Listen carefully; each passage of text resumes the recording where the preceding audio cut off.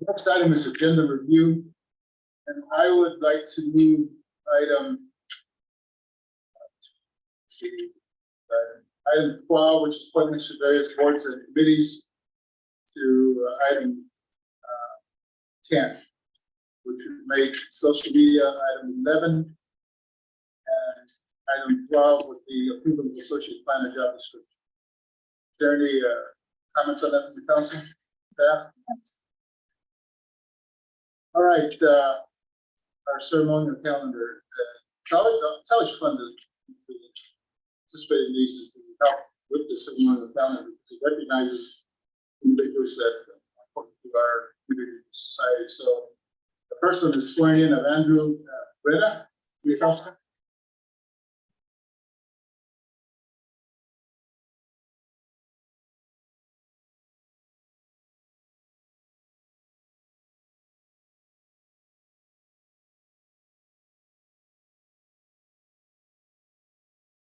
Yeah, get your family up here, man. This, you're not gonna do this every day.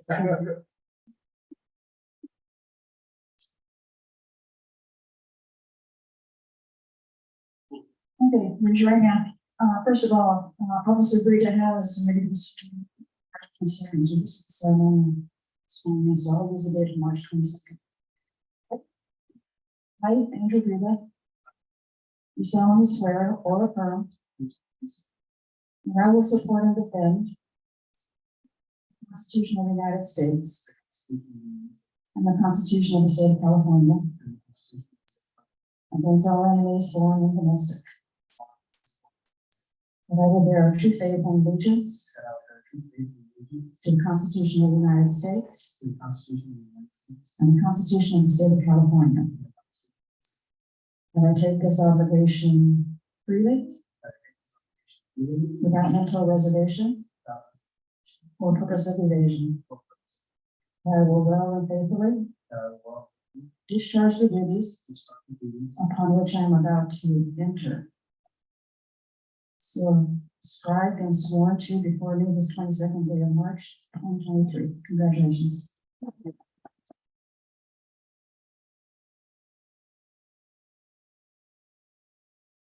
Words.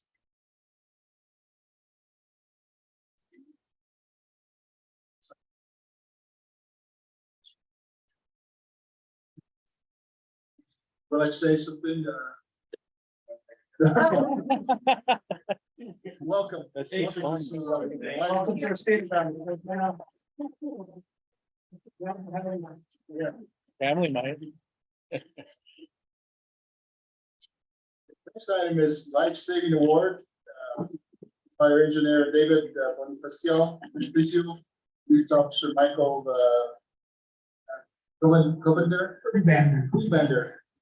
and police officer Omar Ruiz. Will those three individuals come on up?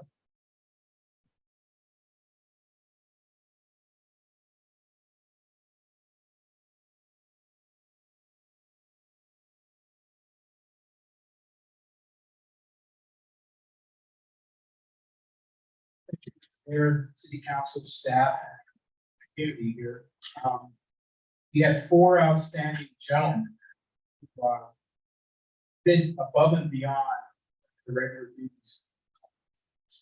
Let me read this life-saving award presentation. On Wednesday, March 1st, 2023, 20,000 hours, Guadalupe Fire Captain Amanda Garcia and Guadalupe Fire Engineer David Bonifacio were dispatched at 410 Capitana Avenue.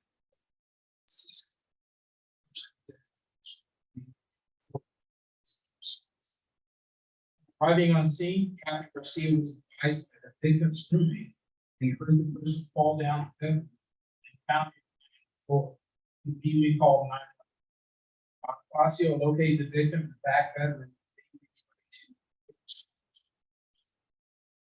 And Bonifacio moved the patient, centering the room, placed the pulse oximeter of the individual to enable him to enable them to get a pulse read. Guadalupe police officer Omar Ruiz and officer Mike Coopander arrived and assisted Bonifacio with pit crew CPR. Bonifacio inserted OPA on the subject to open his airway and then place the BBM airbag over his mouth to share his. Garcia noticed that the subject was still non-responsive. He immediately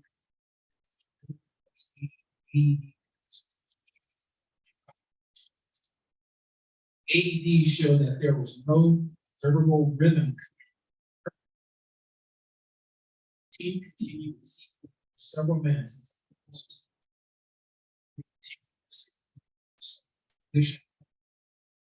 Officer rose in the hospital with the victim and continued.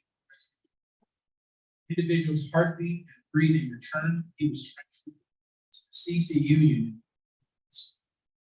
CCU doctor stated that the first responders' actions necessitated and placed on life support equipment. Fire engineer Bonifacio, fire captain Garcia, officer Kubander, and officer Umar Reese, life-saving actions resulted in saving the life of another human being. Therefore, it's benefiting that they be recognized for their life-saving efforts while keeping calm in a stressful situation.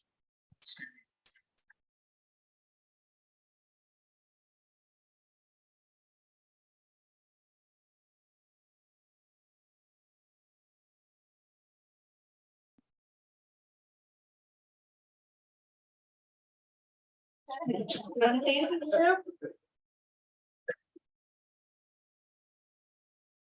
Omar. Go ahead, Omar. You got 10 minutes. I didn't really want to say anything, but they're staring at me. And by everyone, I mean these two. But was it stressful? Absolutely, but I think it's something we do on a daily basis, and definitely being around this crew, not being selective or actually just putting the spotlight on it, but it actually makes it a lot easier. Vendor has a ton of experience that easily rubs off to people like me that don't have as much experience as he does, but something that was pretty intense, but looking back, we just got there, moved the body and did what we're trying to do, so which was CPR. It was a long set of CPR rotations and multiple minutes, about half an hour maybe, but it's easier said than done when you're doing compressions, but we all jumped in, we all cycled out because we are human, we do get tired. So we don't need this award, but it's appreciated. Something we do on a daily basis. So on behalf of the department and fire, this is what we do for the city. So thank you guys. Thank you. Thank you.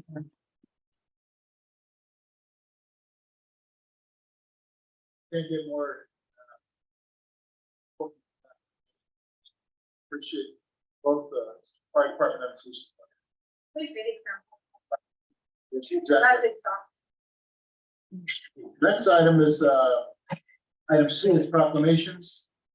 First proclamation for the Guadalupe Food Bank volunteer recognition. Will a young lady please get up to the podium? The only time I could tell her what to do. Yeah, yes. Go ahead, Mr. Robles. Guadalupe Food Bank volunteer recognition. Whereas the city of Guadalupe as an acting agent with the Food Bank of Santa Barbara County, as the United States Department of Agricultural Distribution Site since March 2020.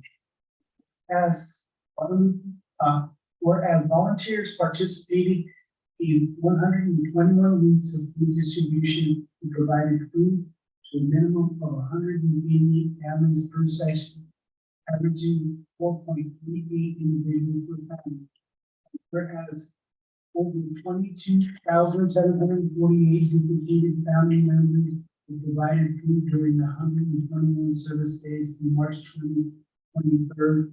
And whereas the partnership with Food Bank and partner service staff, Jamie Diggs, Greg Hitch, and the Food Bank staff, volunteers sorted, packed, and distributed over 55,380 cases of food to participants.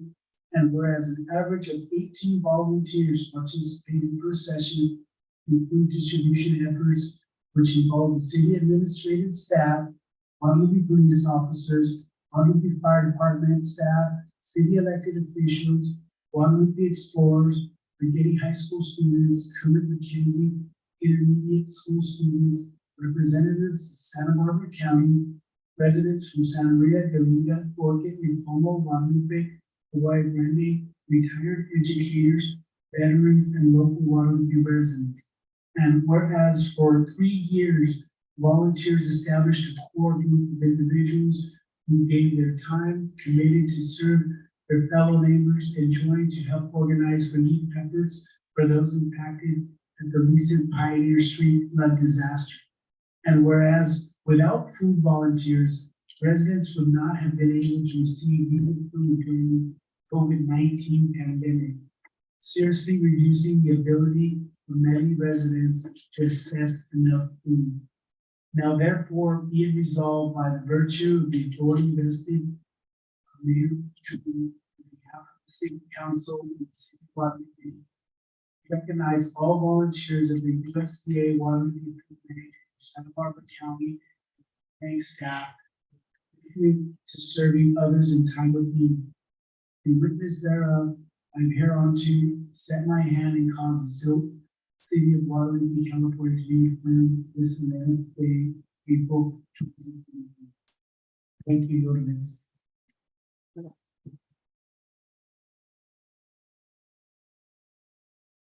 Oh, yeah, I have.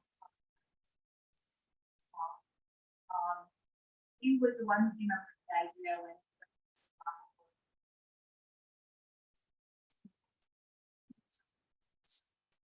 So, food bank and we set it up, and then we said, well, we need a lot of volunteers, so, luckily a lot of people were working, so a lot of people did come forward and we had a lot of things. Was awesome.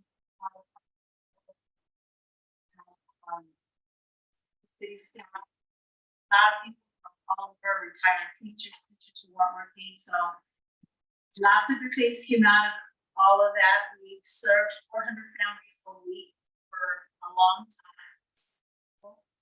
And they say that when you do something good for people, you also gain a lot of good feelings from all of it. I feel that I have gained some really good feelings. I have also gained some really good friends. I hope when we come back to 1 week, they weren't upset. They were upset. So we have made great friends. Didn't invite them to come today. They told me to say that they love the food bank, they love Guadalupe, and they think I would take this back to them, I will share it. Thank you, Chair.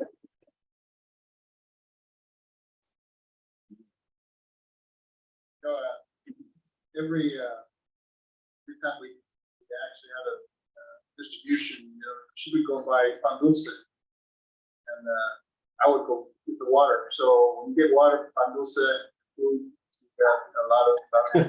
So we appreciate the public safety group. She would call Chief Tash, any of the officers, fire and this out. They beat it. And Debbie? Debbie. Prior to the Debbie, but I appreciate, thank you, dear. Thanks, food bank staff for all that you did and continue to do. Now you can go home if you want to, unless you want to. I already cooked dinner, so you don't have to worry about it.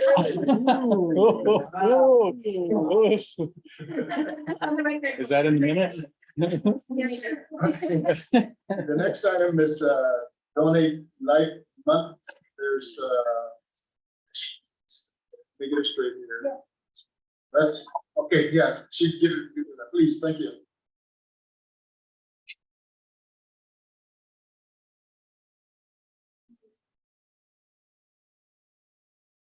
All right, the next item is the DMV Donate Life Month, April 2023. Scott, are you back here, sir?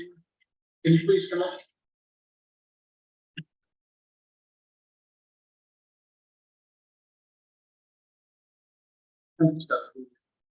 Proclamation DMV Donate Life Month, April 2023. Whereas organ, eye, tissue, marrow, and blood donations are life-giving acts recognized worldwide as expressions of compassion to those in need. And whereas more than 100,000 individuals nationwide and more than 20,000 in California are currently on the national organ transplant waiting list, and an average 17 people die each day while waiting. And whereas the need for donated organs, especially urgent in Hispanic, Latino, and African American communities, and whereas a single individual's donation of heart, lungs, liver, kidneys, pancreas, and small intestines can save up to 8 lives. Whereas donation of tissue can save and heal the lives of more than 75 others. And whereas organ donors saved more than 40,000 lives last year, most ever. Whereas any person can register to be an organ, eye, and tissue donor, regardless of age or medical conditions. And whereas being a registered donor does not impact the quality of life-saving medical care a person receives in an emergency. And whereas California residents can sign up, donate life donor registration online anytime by visiting www.donatelifecalifornia.org. For Spanish speakers, www.donvida.california.org. And whereas California residents can sign up to be an organ, eye, and tissue donor, applying for or renewing their driver's license or ID cards at the California Department of Motor Vehicles. And whereas California residents interested in saving a life through living kidney donation, they visit www.livingdonationcalifornia.org. And now therefore be resolved by virtue of authority vested in me as mayor and on behalf of the city council, the city of Guadalupe, I do hereby recognize this month of April 2023, National Donate Life Month, and hereby proclaim DMV Donate Life Month in the city of Guadalupe. In doing so, we encourage all Californians to check yes online when applying for or renewing their driver's license or ID card at the DMV desk. DMV. I just have to set my hand. See, there. Thank you, Scott, for representing. I'll let you speak. Are you representing? Just walked in, I was just fighting with you. Thank you. Thank you. My name is Scott Brooks. Memorial Day weekend, 2015, I'm sailing on a Prince Sable and some of the bottom floor, there's a behind us, and suddenly it's Mr. Burns, we have a kidney. We have a kidney. 2,000 wait, waiting list for 2. It wasn't expected to come. And normally it's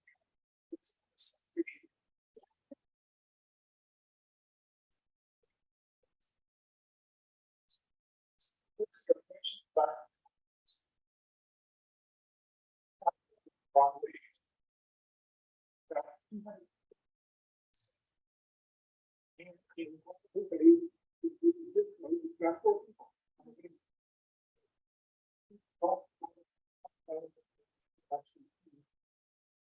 No, I get over my photo, we see back to Singapore. It's all the first thing I do is I put the box. I realized. And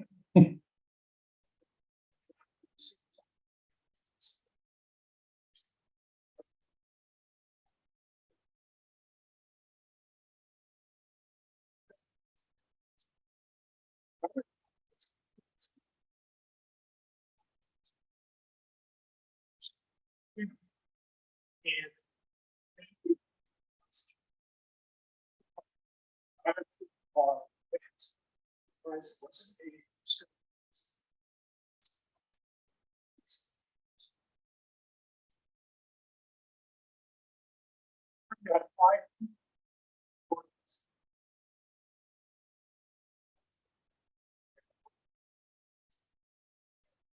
No, sir.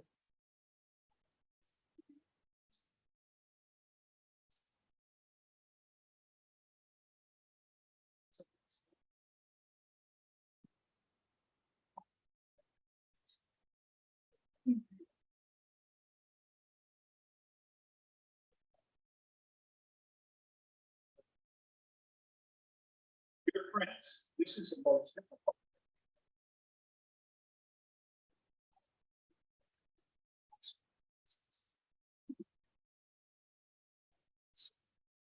Dear friends,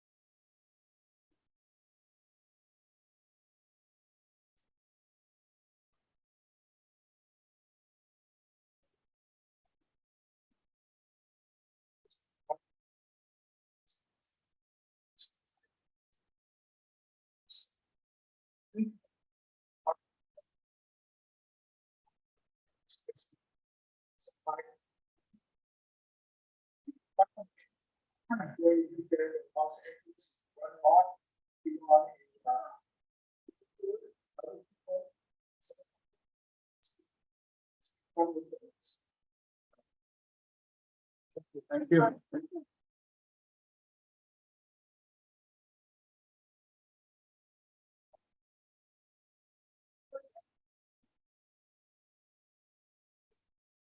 Give a handshake.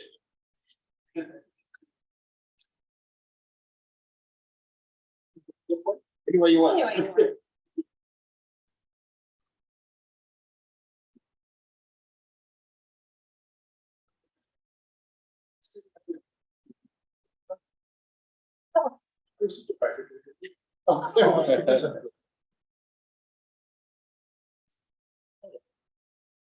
No, talk about volunteers, our volunteer group, thank you, Scott. Dean Segovia donated his kitty. Yes. And my wife is actually on. So it's donating. Appreciate Scott and anybody else that donates. It's very powerful. Just reading the details in terms of how many people's lives is saved. Thank you. The next item is let's see, National Child Abuse Awareness and Prevention Month, April and Allison. Thank you.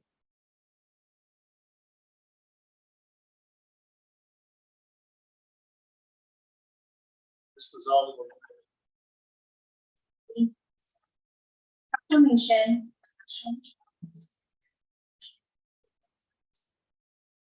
Whereas child abuse and neglect are a community condition and providing solutions to everyone involved in the community.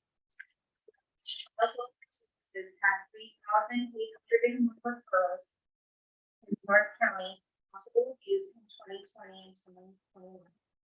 Whereas the effects of child abuse and neglect affect communities and need to be addressed by the entire community.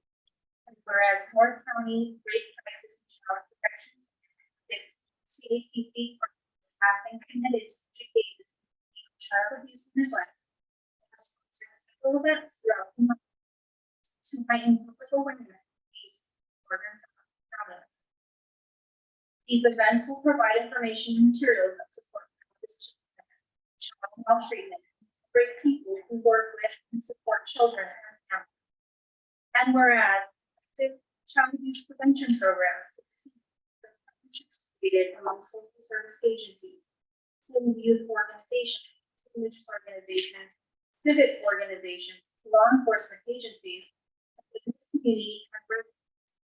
Whereas all residents should become more aware of the importance of prevention community, involved in supporting parents to raise their children in a safe, nurturing environment. Now, therefore, be it resolved that by virtue of the authority vested in our mayor, and on behalf of the city council, the city of Guadalupe, Mayor Ersan Julian hereby proclaim April 2023 as National Child Abuse Awareness and Prevention Month. In the city of Guadalupe, call upon all residents, community agencies, religious origination, businesses, and medical facilities to increase their participation in the effort to prevent it. In witness whereof, hereunto, set my hand and cause the seal of the city of Guadalupe, California to be affixed this 11th day of April, 2023. Well, let's feel. Thank you. I know we have, I want to say, I've done certain reports, in your guys' speak. So, I want to thank, the city council and the whole city of Guadalupe, actually, be so supportive of the North County Youth Crisis Center, over the years, and, our child abuse prevention month, that we have a celebration. As we know, a few years ago, in 2016, we decided to make child abuse awareness month has something visual, and I said let's plan a few pinwheels, and lo and behold, that became over 2,000 pinwheels over the years. This year we had to pull back a little bit, but hopefully next year we're back strong and out front here at the city hall. For this year or for last year, we San Luis Valley. They were investigated 1,681 cases. Those are cases that were mostly investigated. And what I want to say about those cases in our Child Abuse Prevention Council is that there's a lot of shame and fear about the possible abuse of child abuse, and neglect, and sexual abuse, and physical abuse, etc. I want to take that away, and it's not shameful to make a report. It's not shameful to even have a report. So we made on it because it's about finding that family's hope and resiliency. Is the person may not be experiencing some type of abuse out of malice, but maybe that family just needs some help. And that's what we want to focus on as well, is that reaching out and saying something can help that family find the resources they need and help find that child also. So we have these pinwheels for the city, for the city, and we ask for resources in here as well for the city regarding civic information. Thank you. Before I hand out proclamation, I just wanted to say that this is a topic that's very near and dear to my heart. I worked for about 15 years with public officials. And I think what you said was so perfect, which is about shame. Sometimes that shame keeps us from really getting the services we may need. And unfortunately, children are our youngest and most vulnerable population.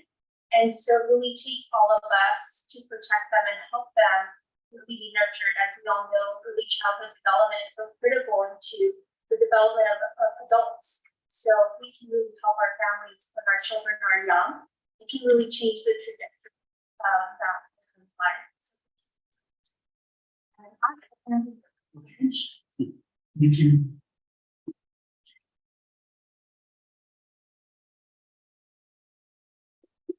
Follow up, get in there.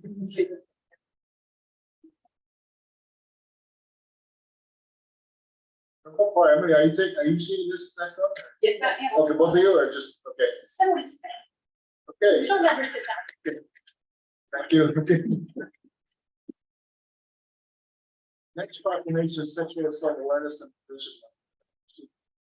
The City of Guadalupe Proclamation, Sexual Assault Awareness and Prevention Month, April 2023, where areas people of all racial, cultural, ethnic, and women backgrounds fall victim to sexual assault. Sexual violence is widespread in every person in this community. Rape, sexual assault, and sexual harassment harm our community. So child sexual abuse prevention must be a priority to confront the reality that 1 in 6 boys and 1 in 4 girls will experience a sexual assault in front of the state. In our area, those numbers change to more than 1 in 3 women will experience sexual violence in their lifetime. 1 in 4 men will experience sexual violence in their lifetime. And where rape and sexual violence continue to at an alarming rate, with California being the most reported rapes in the United States. Stating that an American is sexually assaulted every 98 seconds. Various emotional and physical scars resulting from sexual violence are often permanent. Therefore, working together to educate this community about sexual violence prevention, supporting survivors, and speaking out against harmful actions is so important, and where a coalition of organizations exist, which directly confront this crisis, including North County Rape Crisis and Child Prevention Center, law enforcement agencies, churches, healthcare providers, and volunteers from the community that serve these agencies, who are helping in the efforts to end sexual assault, and where areas prevention is possible when everyone gets involved, increasing education, awareness, and community involvement, recognizing the compassion and dedication of the individuals involved in this effort, and noting the challenges of the victims, survivors of sexual assault and their families and friends as they struggle to cope with the reality of sexual violence. Now, therefore, it be resolved that by virtue of the authority vested in the mayor and on behalf of the city council of the city of Guadalupe, we do hereby proclaim April 2023 as Sexual Assault Awareness and Prevention Month, and encourage all residents and businesses to participate in a month full of recognition and activities promoted the North County Rape Crisis and Child Protection Center to increase awareness and to create solutions in an effort to eliminate sexual violence from the city. In witness whereof, I have hereunto set my hands and caused the seal of the city of Guadalupe, California, to be affixed this 2nd day of April 2023.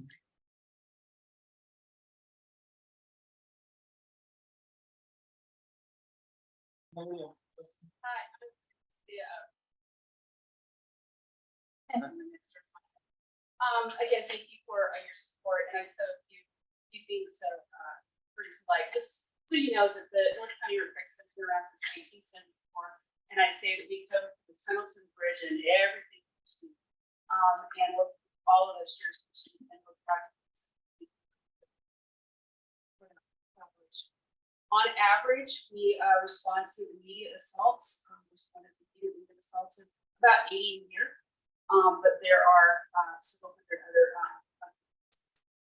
And also about back to shame, we call it say sexual violence, but in the end, just violence, and it is non-discriminatory. It is male and female.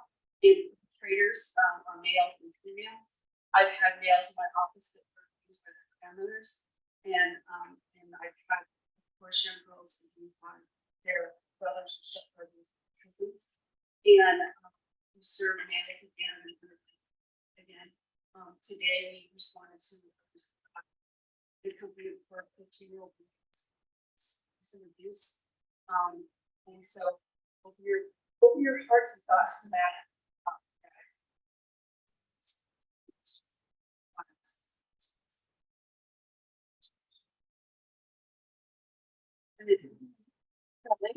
Amazing work. So I've been on the board of North County Rape Crisis Center for almost 3 years now. I've been affiliated with the center for almost 10 years, working in a full-time capacity previously. And when you quote the statistics and you look at 1 in 4 and 1 in 6, even if you personally haven't been impacted by sexual violence, you're within 1 degree of separation typically of somebody that has. So it's something that impacts our community. I've been an accompaniment for forensic exams, law enforcement exams, worked in direct client care for almost 10 years now. And one of the things that you see is that this work impacts every facet of our community. And when you understand that the violence impacts every facet of our community, it's important for every member of our community to step up in some capacity and be a part of the solution, whether it's just knowing the resources available, taking that extra look when maybe you see something that's a little out of the norm, and just familiarizing yourself and how you can get involved. Because the work that the center does truly is amazing. You understand that they're in all of the schools in our area. They are doing accompaniment, answering the hotline at 2 a.m, all of those things. You're really called, and that's why I've served on the board for the last several years. It's not that I don't have a million other things that I'm working on, but it's the work is so important. And it's something that is really important and vital to our community to understand why they're here and how we can support them. So thank you for making the proclamation and making this important to the city of Guadalupe. And just one thing I forgot, I included, we have our major fundraiser May 20th, and inside of the bill of the criminals is a quotation, if you would like to take a look. If you need more invitations, please, give us a call and we'll glad to supply.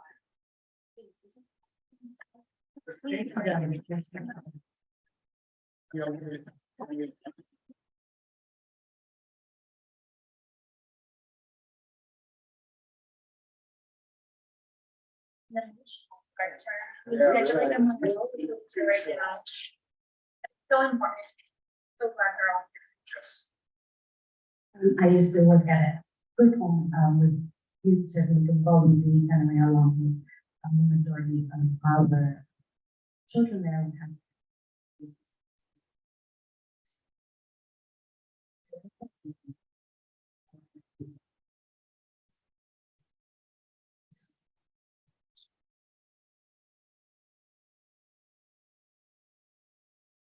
Right, we'll go to item number 6, community participation. We have at least one individual, Mr. George Alvarez.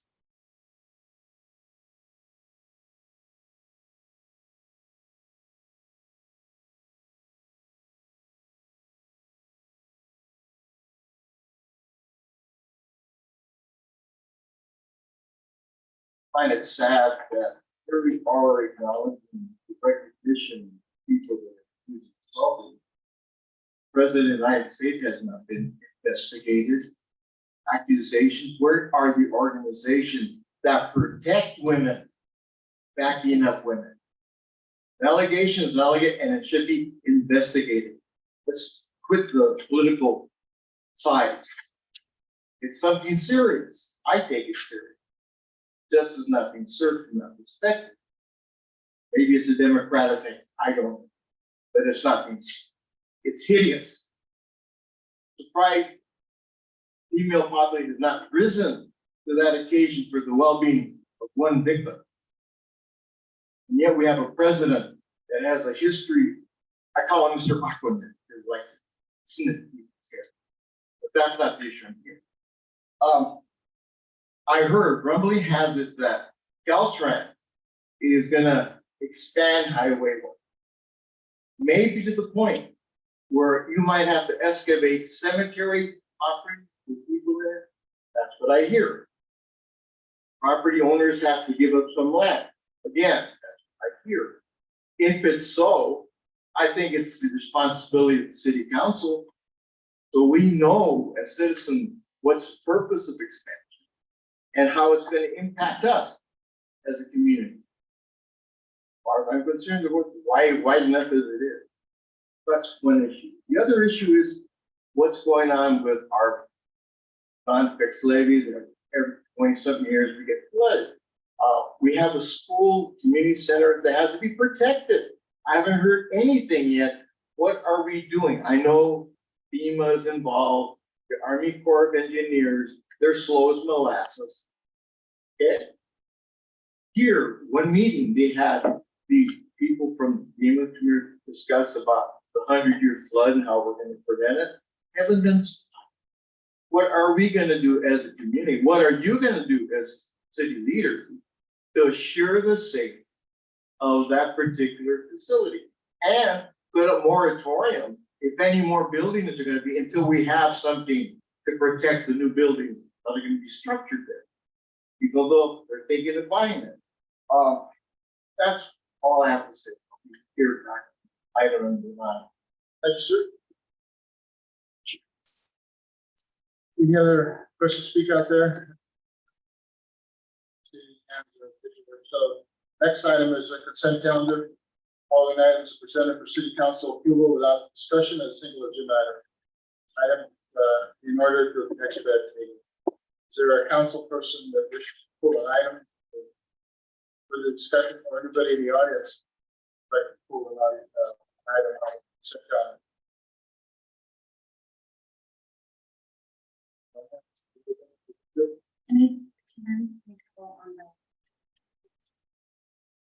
So you want to post it, or we can move?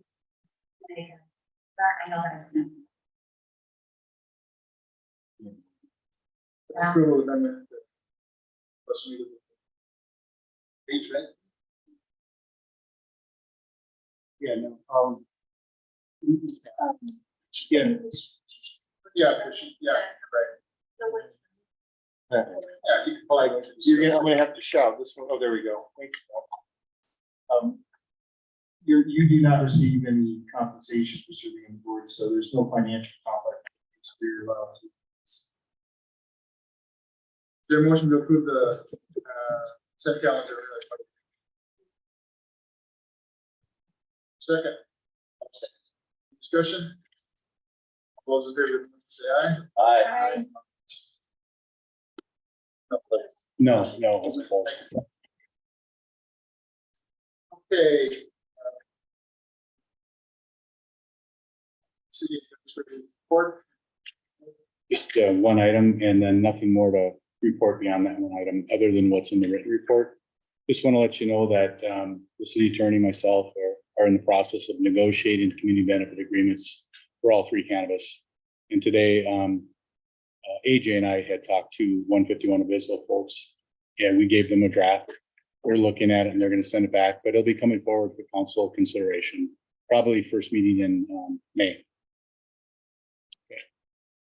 Just like to add to that, you know, we've been in discussions with a lot of items, and one of them is that Caltrans, we are scheduling hopefully part of May meeting with Caltrans director here, talk about having one 66 and having one, and all the projects that are going to impact the cities.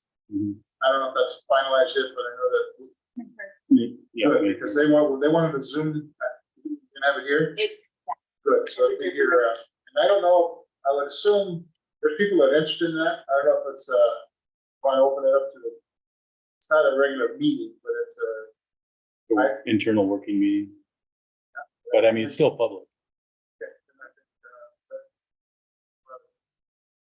especially around this.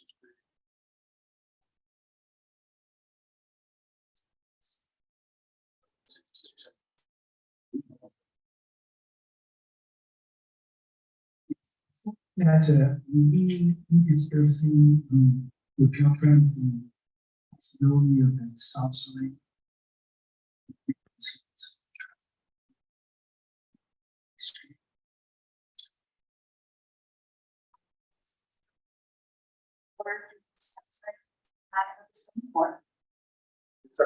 I'm talking about Guadalupe Street and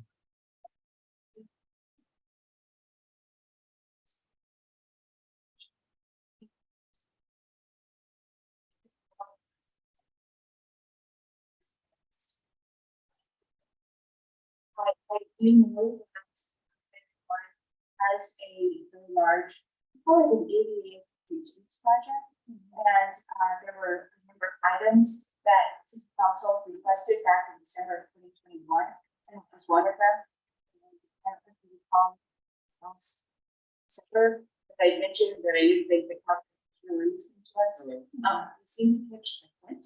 So we got a little bit more of their attention. So we'll be pushing to have those plans that were in that place included in that project, and stop sign it when we're doing it. So probably you're saying that there's gonna be an internal meeting. Maybe one.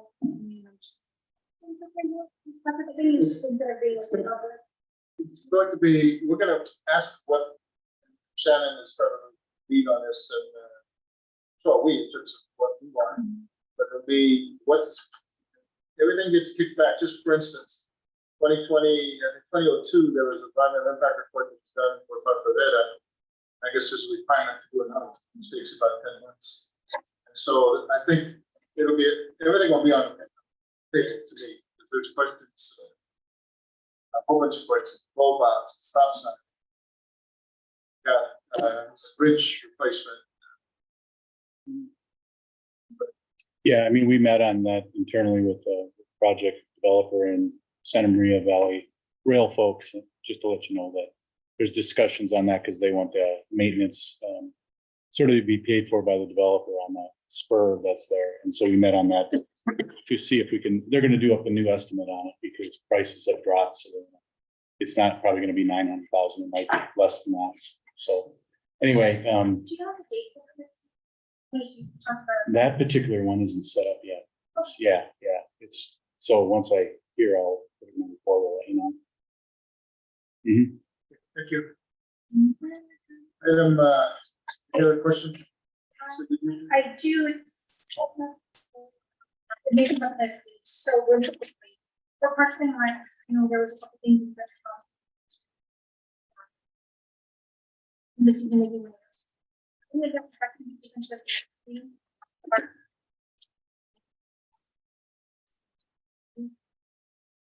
No, because we haven't completed the process yet. So we're gonna be bringing it back to the next meeting.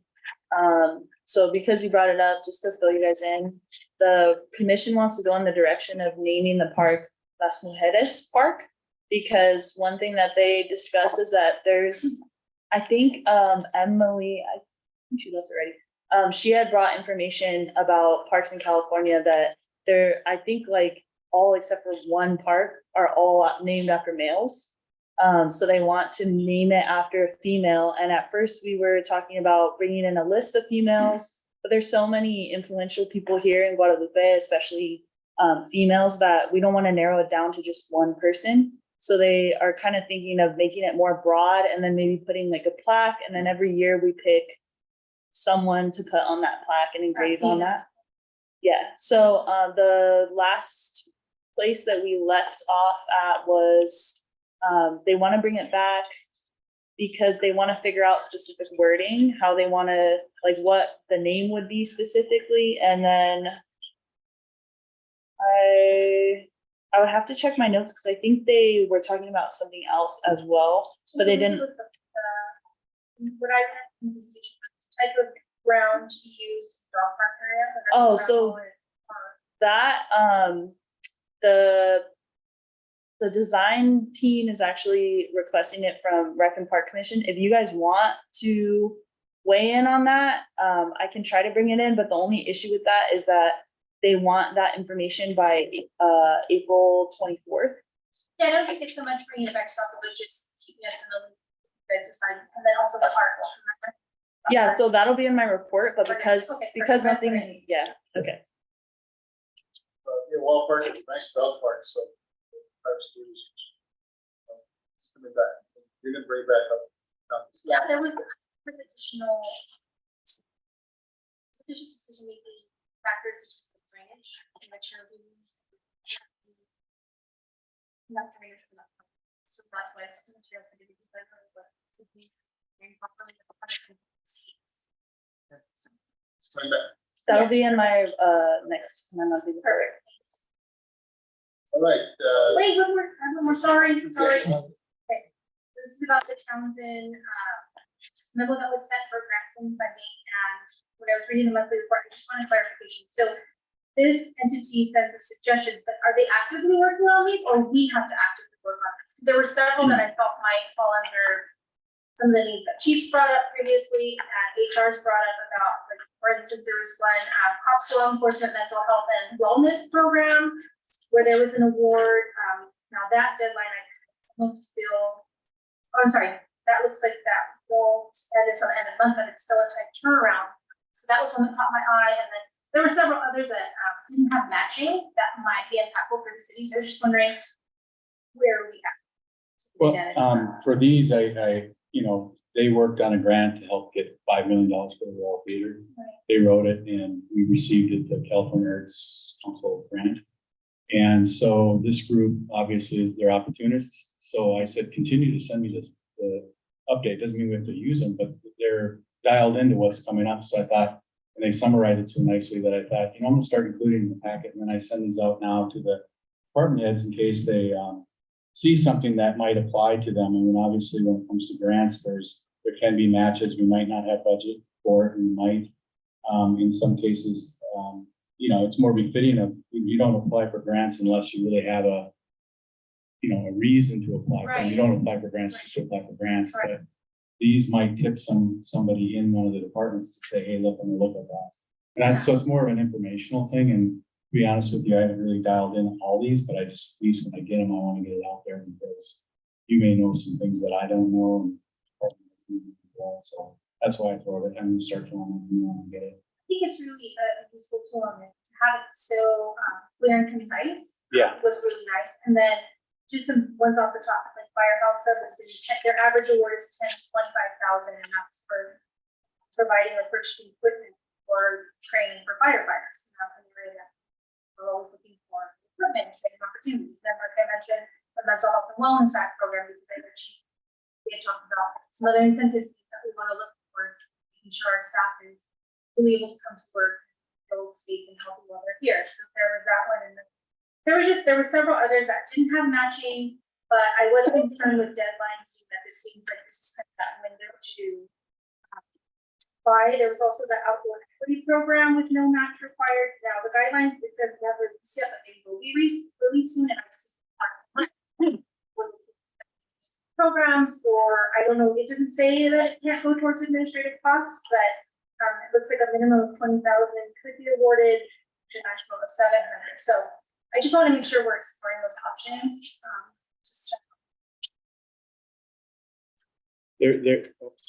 There is one grant that Christina, Alejandra, Mahoney, Ann and I are working on. I don't know, did you want to mention a little bit about that? It's just an interesting one that we're working on right now that kind of makes sense.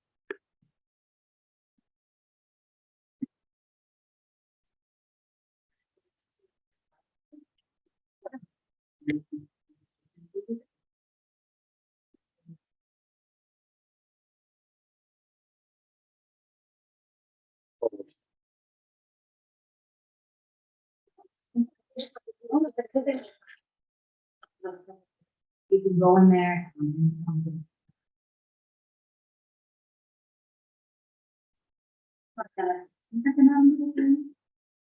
But it could just be that given our community and the work that we're looking for, help.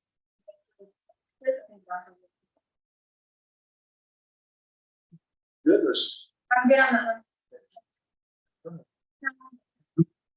Oh, different. Oh, thanks. All right, No, I like to talk. Chief Cash, Director of Public Safety. Yeah.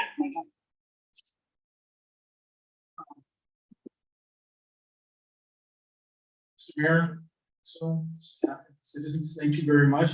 I sent my written report in, and a lot of it dealt with some of the issues that were brought up by council members. So even though you really can't discuss it, we had Mr. From Ramos Market was here, and we did talk with him, and we have two possibilities, things that we would like to look into. So I would appreciate maybe at a later date if there's any emails that I could receive with your thoughts and ideas, maybe kind of behind that. I really want to press the code compliance aspect of things, so you could see where we are now getting a weekly report. Because our code compliance is, we have a code compliance officer, fire department does code compliance. We have citizens who put it online, and then citizens who will also log in. So we have to capture all that together. And this way you could see, I think it was brought up about 72 hours. as far as some of the parking issues. You can see that just in a week or so, there's a lot of code compliance activity. And at the very back of it, we talk about Operation Night Tow. I had a question via a council member about when is the operation occurring or if we are doing it. It's in 3 steps. I explained email to our council person that it has always been ongoing. We're just right now collecting a lot of the information of the vehicles that we'll have to put together. It's excuse me. Logistically, we have to really kind of plan for it, because if we get into, or when we get into the aspect of towing, you have to understand that we have no tow companies here in town. They're all coming from outside of town, so it has to be physically viable for them. So we have to set everything up so that we can make the shortest turnaround time if we have vehicles that we're going to identify that have to be towed. So we have that there. Thing was also brought up, an issue or question via the mayor talked about as far as the flooding that had occurred in a request about the after action report. That report has been completed. It was sent to all the directors and managers for their review, and the city administrator and our city attorney. It's being reviewed by staff. Once everyone looks at it and everyone has already submitted their paperwork, I'll put together and hopefully we'll have it here at the next council meeting. And the last part, we talked about some of the grants on the mental health aspect. Police department received $15,000 from the state. I put in information to our staff, what would they like to see? And I've had information written report brought back to me of things that we could do with that. So I'm looking at possibly moving ahead. I'm just kind of still reading through the paperwork. I have the officers submit their suggestions on that. On the firehouse grant, I appreciate Todd. We pretty much get the same emails. And so I got it and I read it, and then Todd sent it to me. And I did read through some of these. The firehouse grant. The only aspect is you have to have a firehouse restaurant in the area that you're getting the grant to. So we don't. We do. Farmer. Oh, well, I'm better. okay. I didn't know about that, and so I'll see I'm what thinking that. that's why they probably included it. That Because process we do not want areas. to. Okay. Yeah, that's a great question, right? Like when you see it, do we really qualify and look at that? Yeah, no, I try to scan. So hopefully we're in there. And the last one, there's one on there from the federal government, police officers. There's a grant to hire police officers, but they've changed the rules. Don't even laugh. No, I'm just thinking, just trying to get the one, George. Yeah, we've been trying to write that one for every year since I've been here, and we have not really qualified. We just want to see where we were. But the biggest problem is they've now made it to where they will fund 50% set at, it was 75%, 50%, and the third year, the agency has to 100% pay for the officers. And we're just not at that point right now to have that kind of funds to be able to do that up front. I wouldn't want to see a situation where we went in off. So I appreciate that. I appreciate sending those things. And two, also, we're still looking at grant writers. It is an art to learn how to do that, and it's a serious skill. So we really don't have the talent per se. Great people, but we really don't have the talent. So that's something that we're working on. So that's my report. Is there anything in there that's as far as the written material? Question. You have a request to speak, Mr. Alvarez?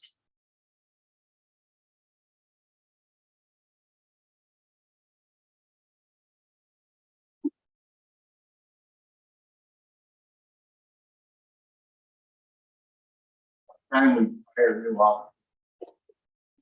Between Houston, Bill, and how severe is it today? front of the post office, an ex-councilman, Mr. Salcedo, made a U-turn on a double line, right in front of him. What respect, having known he's serving as a councilman, what kind of example is that for the rest of them? But then again, he's not alone. There's multitude every damn day, people making U-turns. We're shorthanded. Public safety is a very serious concern. I know it's all about the money. You guys spend money on other things that really, for my concern, are important. We need resources. Also, dealing with the flood situation. As Mr. Carvajal reached out to our public safety person to have a meeting with our supervisor, Steve Lavanino, I've talked to him. I'm in the thicket of this thing because it's been neglected. If I were to say, we need our councilman to deal with the city, with you guys, public safety, in dealing with what we need. And I hope during that report, there's something substantial saying, this is what we need. Maybe a burn, not a levy, protect that building. In existing buildings, we need something else, but we have to have to, I wanna know, we're the public. We should know, it shouldn't be, I love transparency. Unfortunately, politicians don't deal in that. It's always such, it's wrong. We're a small Latino community. We've always been behind the eight ball. Use this inability being behind the eight ball, get federal funding. Use our nationality. They've done it before. That's why we have Brigade High School. Because of Guadalupe in the 60s, they got Brigade. They used the demographics of our numbers. And that's where racism came in. Thank you. Thank you, sir. By the way, the county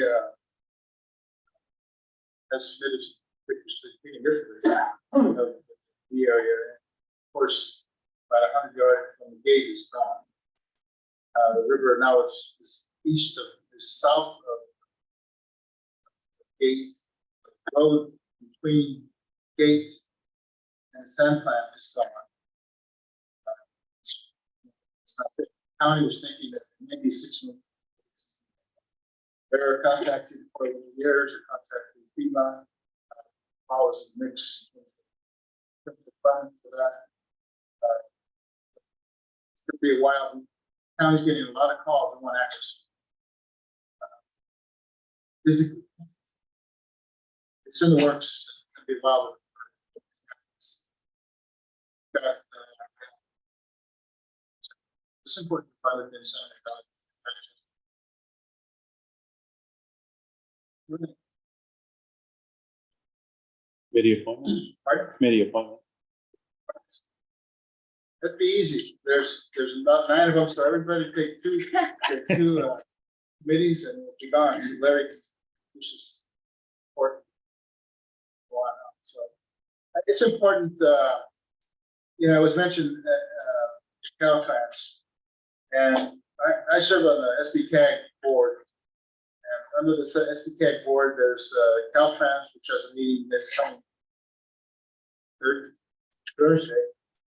Caltrans has a meeting. Santa Barbara County Air Pollution Control.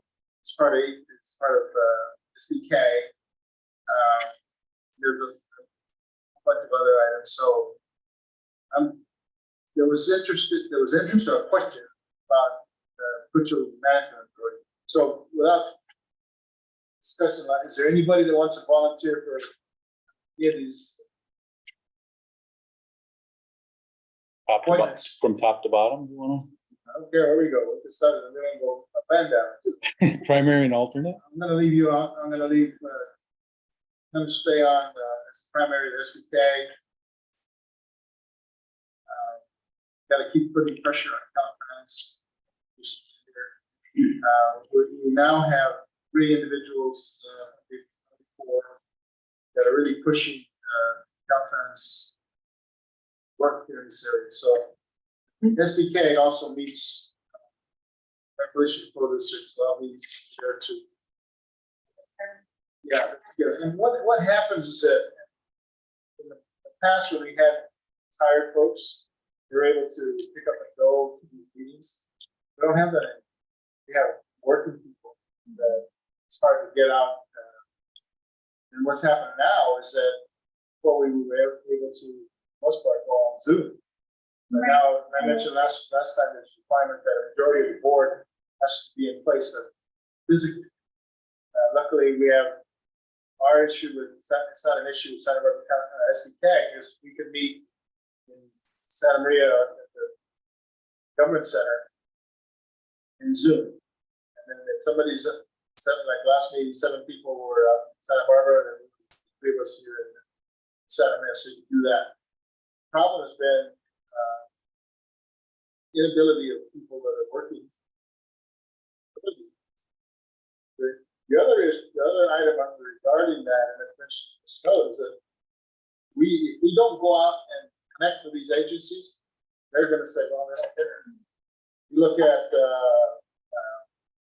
virtual management, you look at the Central Coast Water Authority. Shannon goes to some of these different. We don't have a primary representative on it. We have one with joint powers, that's an easy one to me because it's only, we actually set aside some funds to go to that. But that's our insurance. Central Coast Community Energy, 3C Energy. We're an alternate to that. The city of Solvang, we worked with the city of Solvang 2 years. 2 years. So we were 2 years, I was a representative there, and now it's shifted to them. We're an alternate. And there's a technical advisory, which would be staff on that. Yeah, one. there's staff on that Yeah, side. which is neat. There's a senior center advisory committee that's still, we're gonna get that going again. And there's a resiliency leadership team. And there's a micro enterprise team, which Lily was part of that before. Actually, interview process. So, So is that still in this? it has to be. Alejandro, do you have anything to say about that? Do you want to go to the podium? Well, And then after, can I get more information on this? Pardon? Yes, I'd like to say, please someone step up and say they'll be on the micro enterprise advisory committee. It's called the MAC.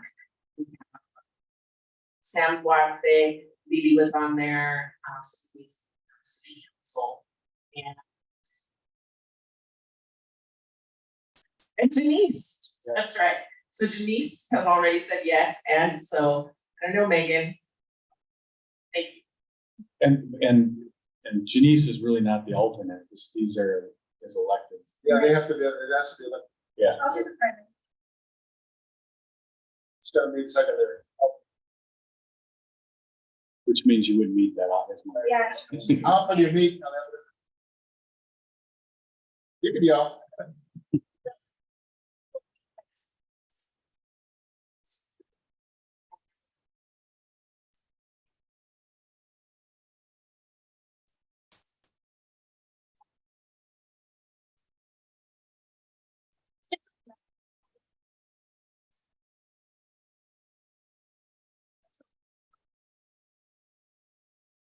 Who gets up with that?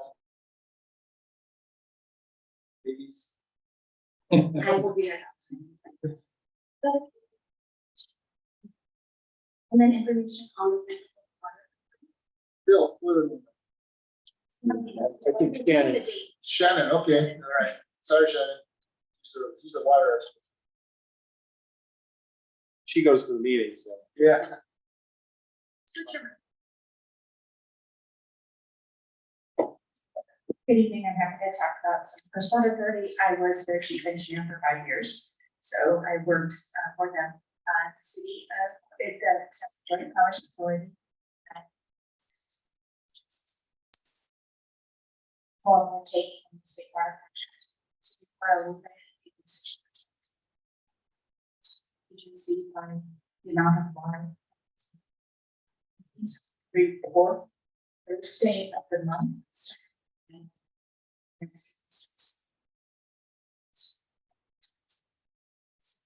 Bring community.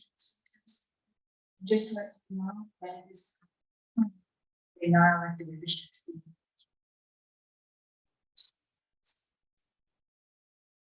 I do attend. Who's there, love? It's a topic that's very near. and dear They're to not my Zoom. heart. I've been Zoom. They're not stopped Zoom. All right, well,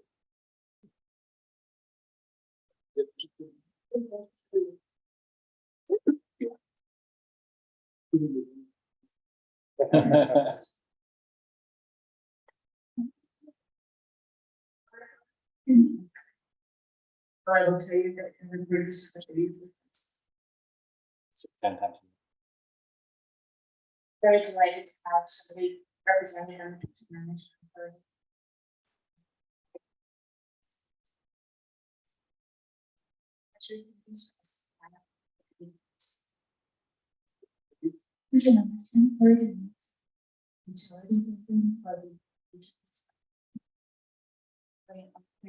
Other kind of street. Yes. I'm sorry, that is a landfill. okay. Sanitary. Need an alternate. You got it. Even or Gilbert. Gene, who's the alternate now? Oh, we're checking. And if anybody needs information about the beach management authority, it is also a topic that is near and dear to my heart.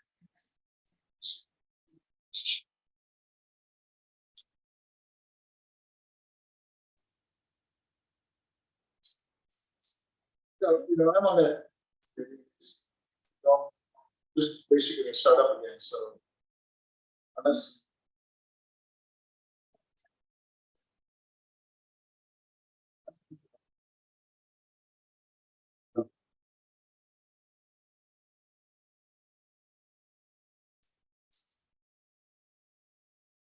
No, not yet.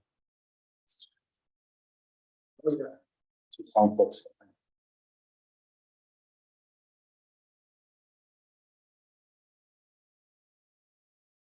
Keep that around, let's go to the. G, Three alternates.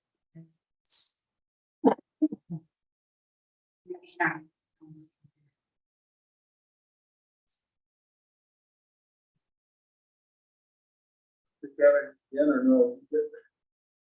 It's, first of all, I always say that there's you as a person to take care of the family, it's work. Council stuff, hard to flip those around. Can't put, discipline your family, discipline. It'd be nice if you could, all of you were fairly wealthy and work, but we're not that way. So, let's go by, I'm gonna take the SBK, APCD. Why don't I take Central Florida for an information?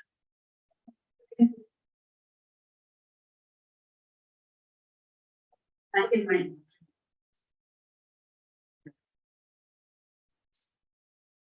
That's a fun one.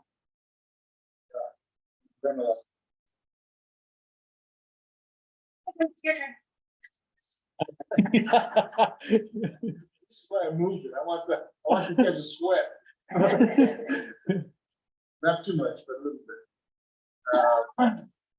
On the JPIA, they only meet once a year, very frequently, once a year. They get to go to Palm Springs. We have that in our budget. Yeah, we do actually, if you want to, well, unless you take away from the League of California Cities.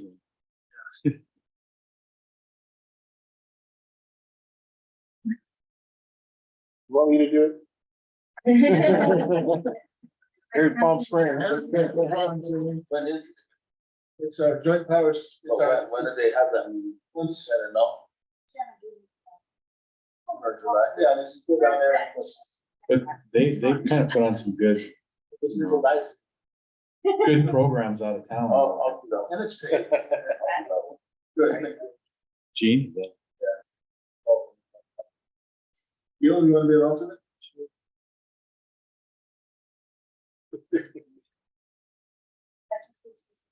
Three C Energy, I'll stay on there because right now, for the next 2 years, I don't have to do anything. Although I participated in there. Should solve that.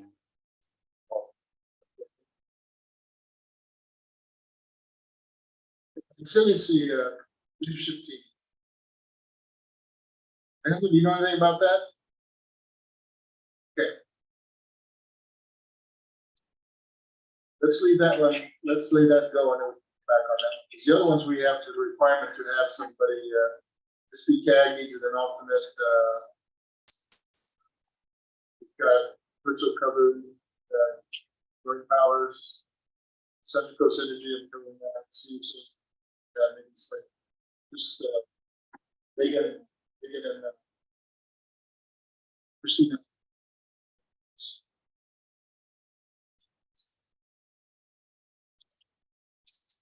Yeah, it's the same, it meets every 2 months. So it's the same, it meets at the same place. Thank you. Is that clear? We let it clear for you. Right. Thank you. Indulging in that.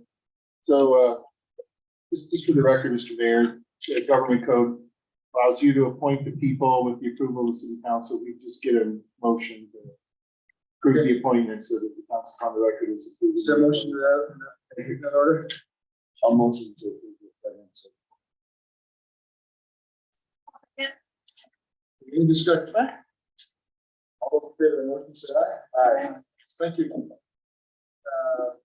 Item 11, social media use policy. Sure. So this is something that we've needed for a while, or at least specifically I have.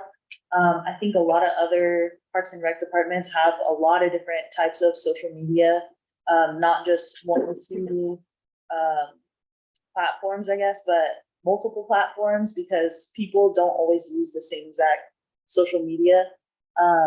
So basically the policy outlines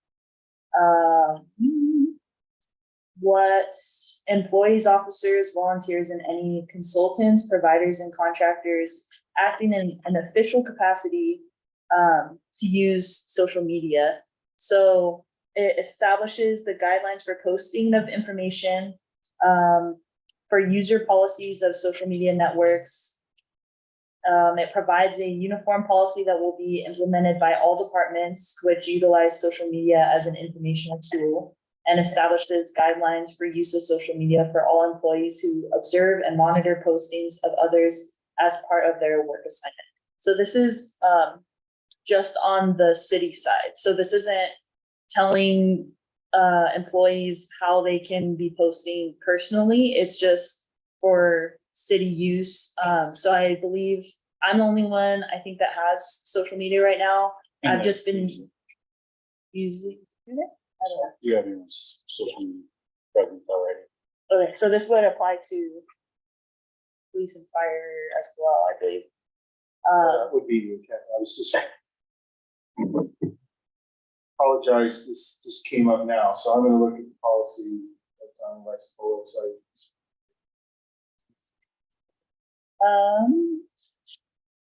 I mean, that's pretty much the gist of it. I don't know if you have had a chance to read through everything, but if you have any questions, I am more than happy to. The only question I had was talking about it is that there's PD and fire department already have their, how does that impact? Well, I don't think it's, no, correct me if I'm wrong, this is a social media use policy, correct? It's not saying like how they're going to have, whether or not they're going to have one or anything like that, that's a decision department. Is it correct? Yeah, so within the policy, it does say that any department that wants to use social media has to send a written request to the city administrator or the designee. So that's another question that thankfully I just thought of right now. Who you would want the designee to be? I could do it. I don't know if this is more of an HR thing. I don't know if Ted would want to do it. Starting, yes. Yeah, Okay. because it's gonna be across department, then, Teamwork. yeah. Especially because I'm assuming from your onboarding staff, you're gonna be going over this policy with them anyway and educating them. So, if that makes sense. And then back to what you were saying about police and fire, because they already have it, I would assume, and correct me if I'm wrong, that they would just submit the same paperwork, but they already have their social media in place. I don't know, Philip, did you? I can add, I mean, this was in the works for about a year and a half and Hannah, you know, was working on it and I think we're in transition of HR and so Tag never really was a part of the process, but did tell me today that he read it, reviewed it and agreed that it's a really good one. It was really came from JPIA as a sample draft, so it's been vetted. After reading it, I would actually have extra input or anything to be omitted. I think it's really important to move forward, especially with the website being updated. You know, we have programs that we're trying to get out there. It's just another way to.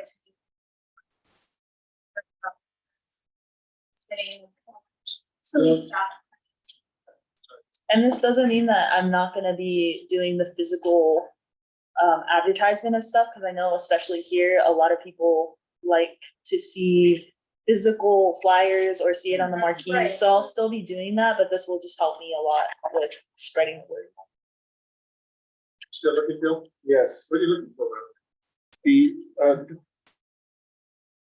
The chief said that there's a Lexipol is a standard police policy company that has these policies, and so there's a social media policy already. Yeah, just for police department.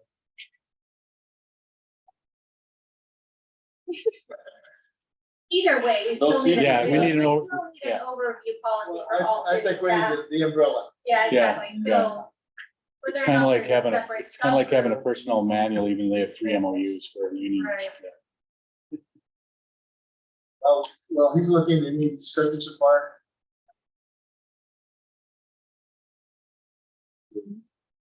I would think that this has to cover, this has to be the Yeah, umbrella. agreed. Is there a motion to adopt resolution 2023-27? I'm open to adopt resolution 20. Any discussion? Roll call, please. Councilmember Costa Junior, Aye. Councilmember Robles. Aye. Councilmember Hernandez, Councilmember Rizaldi, Aye. Mayor Julian. Mr. Mayor, just, or council, just, I don't think there's a problem. The policy that the chief, I think, is thinking of has to do with, appearing on social media, in uniform. So it's a related issue, but it's different. It's a nuance, I think. So if there's any problem, if there is some kind of policy that the Department of Public Safety is using that's in any way inconsistent with this, we'll come back and fix it. Or we'll bring it to you. Just so you know, I don't think there is a problem. Okay, thank you. Okay, item, next item, approving associate planner job description, pay scale, and operating recruitment. All right, there. Thank you. Todd's got it. Thank you, Mayor and City Council. There's a long staff report and I'm sure you read it, looked at everything. But tonight essentially city staff is looking for your direction or to consider an establishment of the classification, job description, pay scale for an associate planner position within the building and planning department and authorizing the recruitment process. Now, just want to highlight that we're looking to replace 2 existing consultant planners, one's the consultant planning director, Larry, and then Bill Scott's the just planner. And they're, I think, on their 3rd wings of retiring now, and they're serious about it. And to try to find a replacement or another person, I don't think we're going to get as lucky. And in talking with Mr. Apple, he agrees that this probably makes sense to, as the city's planning activities probably won't be decreasing, probably increasing, and ADUs are really getting more and more. And I think in this world that's ever so changing and with the environmental issues and all the regulators, planning is vital. And to me, planning and economic development go hand in hand. And I look at a position like this as one of the city goals is to create economic development. And to me, you can't do without a planner. And I think it's a position that I feel is sort of not looked upon as important, but it really, really drives revenue for the city so that we can eventually get more police officers on that. And that will satisfy our service needs. So last year, Amico had did a, salaries comparison market analysis. We're looking at an associate planner, but in a sense, this associate planner will be doing like almost what a senior planner would do for our city. So it's really comparing it probably to an upper level. It's not really, in my eyes, the same as an associate planner in, say, Santa Maria, where you have multiple planners and so on, under planning director. We, this associate planner, will actually act, and do a lot more. Larry could shadow this person, train him or her, and we could activate the recruitment process now or wait if we want to save a little bit on the budgeting. But I think he might need 3 to 4 months of work with this person to get familiarized with the community and what's going on. There's pros and cons, and if you happen to read those, I just want to highlight it'd be nice to have somebody there that's 2,080 hours a year versus 1,016 between the two planners right now. Currently, I think you're getting. I'm not saying that it's going to be at the same level as Larry and them. Of course not. They have combined 75 years of experience, but it's somebody that might be in for 3 to 5 years that can come here and help build the department and work with Alice for in that office, where a lot of times I think if she leaves, then it's sort of vacant. And I don't think that's really providing customer service, which was another goal of the city, customer service. So in general, I'm just recommending and asking the city council to be willing to move forward with the hiring. And I can go through the details of this if you'd like, but in doing the analysis when Lorena was here, it looked like a pretty much cost neutral proposition. I did want to make one mistake. I had indicated that part of the cost would be covered by the REAP grant that Larry was at one point getting covered by some of his work here. But really, if you recall, when Dr. Nuoso was in the housing element, we converted to use the REAP grant to help pay some of that report. So I misled you by saying the REAP grant will continue to offset Mr. Apple's specialized planning work. So, but in general, it's pretty much going to be about in the analysis, in the hours that they work, and a lot of the application fees cover their work when somebody comes in with an application. A lot of the application fee will cover the cost of the planners, and which wouldn't change for an in-house planner as well. So in that sense, it's the same. So in doing the analysis, it's pretty much a break-even proposition, and I think we're going to get another 1,000 hours of work out of somebody versus what 1,000 per year. So that's my recommendations, that you consider moving forward with that. Larry, any comments?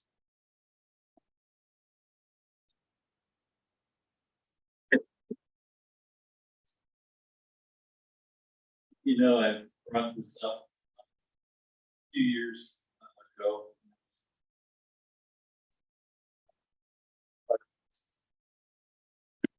One of my big things I like doing, since I was the community development director in Santa Maria, was to make sure that we had a really good work on the counter, the website, and a number of things. And now we have Garrett fixing the website, and I'm just doing some work with him today on it. And so I see that as a very positive.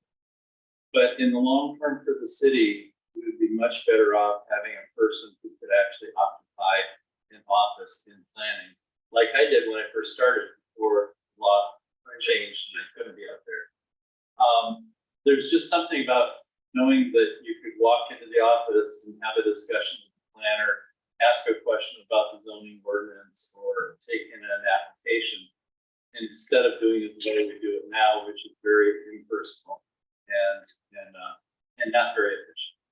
And so by going this route, you have the potential to bring on someone at an associate level. And as I've explained to Todd, I don't want to go away and just fully retire. I said that I'd be available to help through the training process, and even beyond that into the next year, 2024, to do some ordinance work, and we've got 42, well now 41 programs that have to be implemented for the general plan. So just in seeing how much work is there that the new person could handle, I could take the long-term type stuff and continue working on that. And obviously, a lot less hours than I do now. But I just hope that you understand that it's very rare for an agency to not have a planning. We've been very fortunate. We had Rincon, I think, for 15 years. And then I came along for a while and Bill has helped out. But having an on-site person really makes all the difference. And now with the number crunching, showing that it's kind of a wash, I think it's an no-brainer, but I just wanted to give my 20 cents. I mean, we don't like his salary is. From an area. He would talk to someone. Which applications. So. The paperwork and not. Sense. In terms of efficiency. How much more efficient?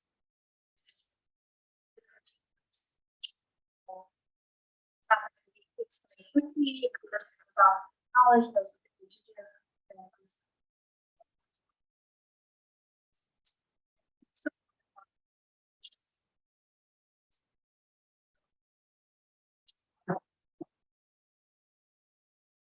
Like this is. One good thing is that we've got the general plan done now. We've got the consistency regional done, process of getting our maps updated, getting the housing element done. That's all the big stuff that any city ever has. And so that will be done before this person comes. It's not like, say, come to our city, but we Okay, good have, luck. but we have to do this, plus the other stuff. So it should make it a lot easier to try to assimilate it into what's going on with the type of processing here. And then plus, Bill and I are gonna, between now and the end of the year, are gonna try to put together a procedural manual that explain each of the different types of applications and what needs to be done and stuff. So it'll be kind of like a recipe book sitting on the shelf for whoever's the new person. Refer to that. Another thing to mention that I know Larry's really, when you go in there and do and look for documents, they're in binders and this person could actually actively get everything digitized and ready up to speed where you can grab things. Well, we have, there's actually I believe it's a key drive for planning that I set up 5-6 years ago. And it only has the documents that I put in back when I was still in the office. And so Bill has his own flash drives, I got my flash drives, and the new person can take those and populate that thing. So you really got a good source of information in the city that anyone can get into then and look at back projects and see just, conditions of approval and just a little of everything. So we think that'd be another great person to do. Any questions for Larry or Todd? Larry, you have something in mind that What? you have someone in mind that could do it? No, but I'm hoping with the salary range that you might be able to pick up some local, stealing from Santa Maria or County of Santa Barbara or something. I can envision Larry being willing to be on the interview panel. Sure. Did you get a chance to? Yes, I did. My only question was, in terms of, we didn't have anything for conditions of employment, did we typically put that on it, like, ask the DMV background, verification of units and experience? I just noticed that the language wasn't on there, it's something minor, but That is a formality, yeah, that's what I figured. but we could include that on there. Yes. And then in terms of the education and experience, is this the final, that's kind of what we're leaning towards, what was in there for the description, or are we gonna be pulling out maybe a little more specific? That would require a conversation probably with Mr. Appel and also in regards to what qualifications they want. Yeah, I mean, I can read the education and experience in Larry. I think you were probably part of this with us last year.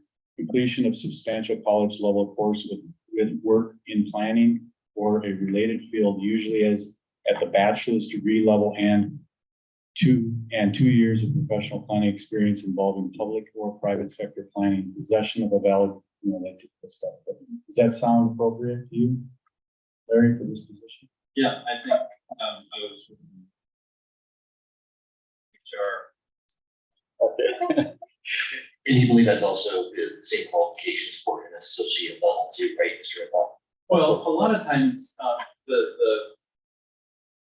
way that it normally was done is you require for your degrees. Planning and whatever, like that, but we're finding that there are a number of people who have worked up through the ranks that didn't have a degree.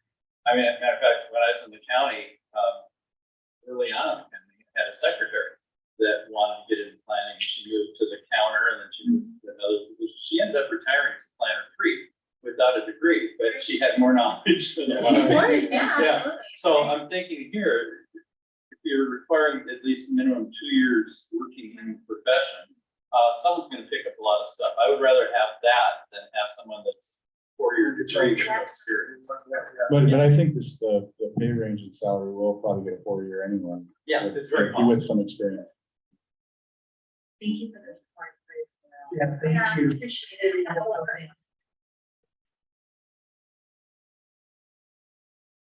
Question for Larry or Beth? Now, is there a, Mr. Adopt Resolution 20? I'd like to make a motion to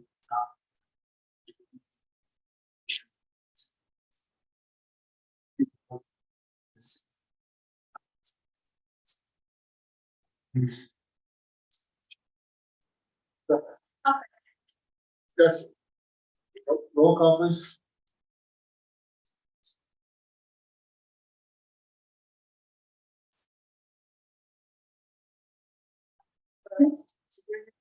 Aye.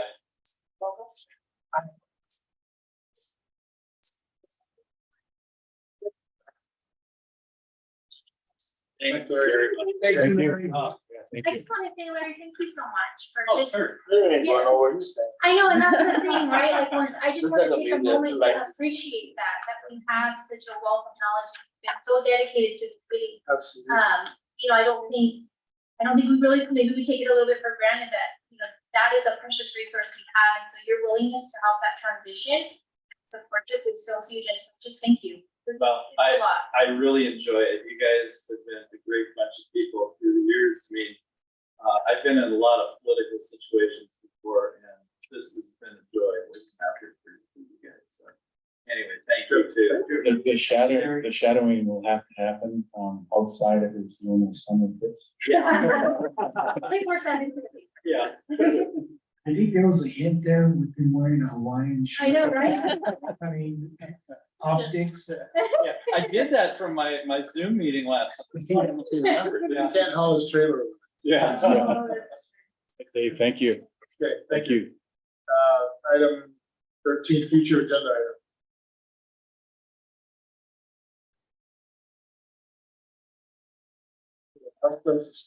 Council activity report. Updates. Yeah, There's that's our- good.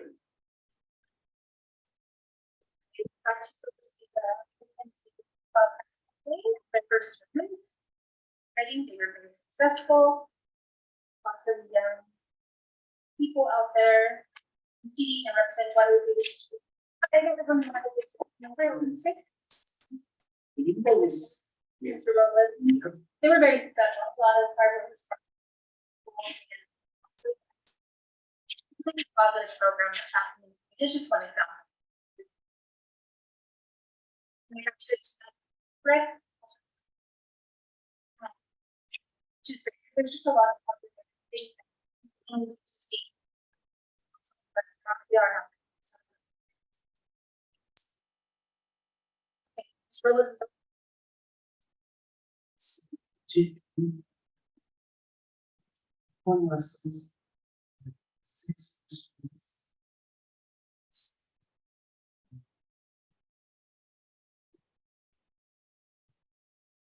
We had a really great turnout. Kids didn't know what to expect. This is the first time.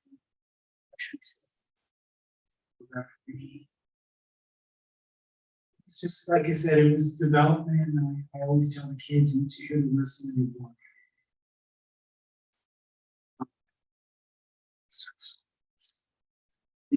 Well, we actually had a bus ride, we had the kids seated against 61.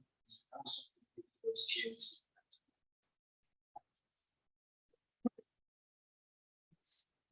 It's pretty amazing.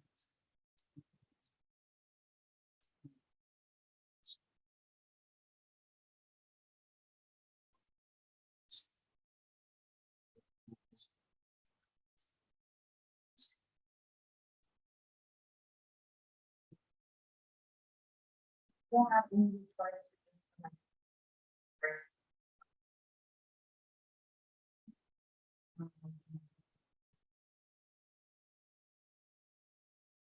Are the concept with 53%. 27.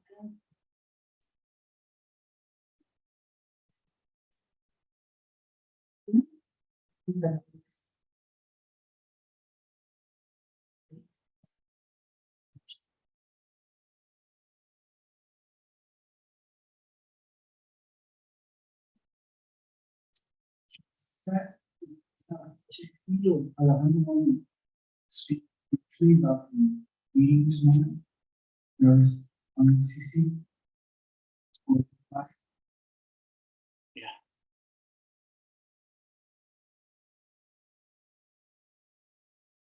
Tiffany Gonzalez, Community Development Director. So we are having the recreational economy for rural communities workshop, starting tomorrow in the evening at 5:30. At 4:30, this part of the workshop is visioning, so getting those ideas together. And then the next day, full day from 9 to 5, and trying to, put ideas into action. There will be dinner, offered tomorrow, on behalf of Walter, from Tapatio.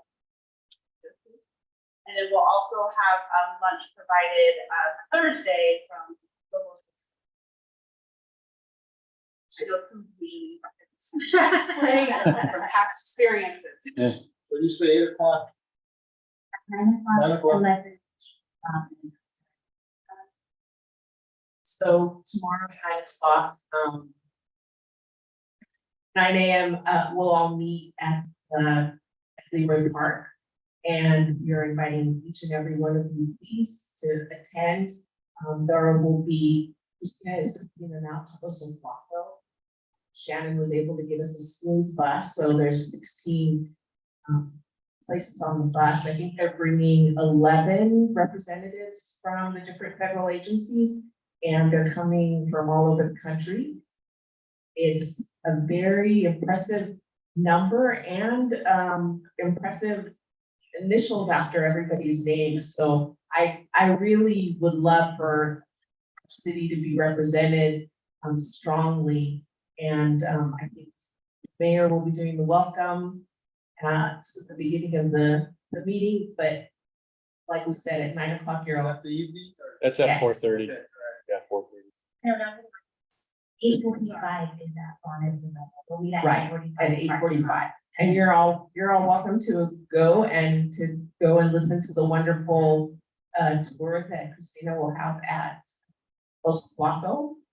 And then at 4:30, when we meet at Boys and Girls Club, we're expecting, currently we have 44 people registered. So we're expecting probably twice as many people. We know that people usually don't register, but we really like all of you to be there and the city to be well represented. Yes. And that's 4:30 to 7:30, and then 7:30 to 10, right? Is more of a social gathering. Right, If people want to, right. at So the social club. right, so that's a special invitation after, only for city officials, steering committee, and the electeds and people that are coming to the event. So it'll be from 7:30 to 10:30, depending on if we can all stay awake that long. And Guadalupe Social Club. It'll be a great place for any of you who would like to meet one-on-one with one of the representatives to set up a kind of an impromptu meeting there. Council Conservancy, Madrid. Sura.